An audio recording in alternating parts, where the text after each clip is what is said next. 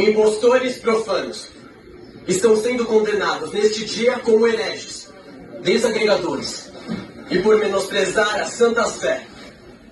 Estão destituídos dos instrumentos que foram ofertados a vocês por Deus no momento de sua ordenação.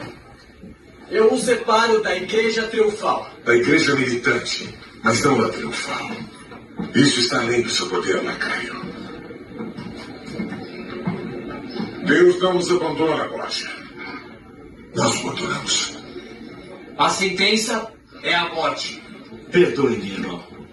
Se eu tivesse ficado calado, teríamos evitado isso. Tomou uma decisão que nosso Pai Todo-Poderoso quis que tomasse.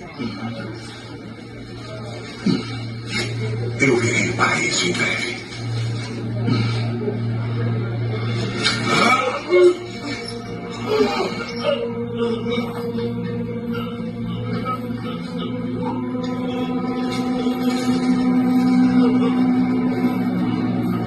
Vou de bom grado por aquele que morreu com seu entrego meu espírito. Creio em Deus Pai Onipotente, Criador do céu e da terra. Borja, estou ouvindo a voz de Deus. Ele amaldiçoa sua família, seu pai, sua irmã, seu filho.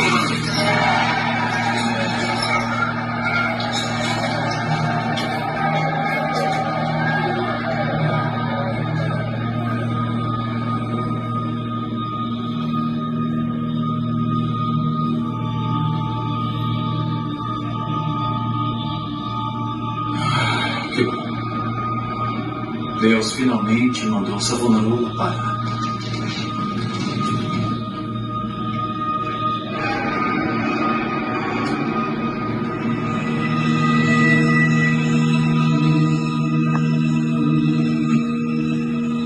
Não deixe que levem as cinzas dele.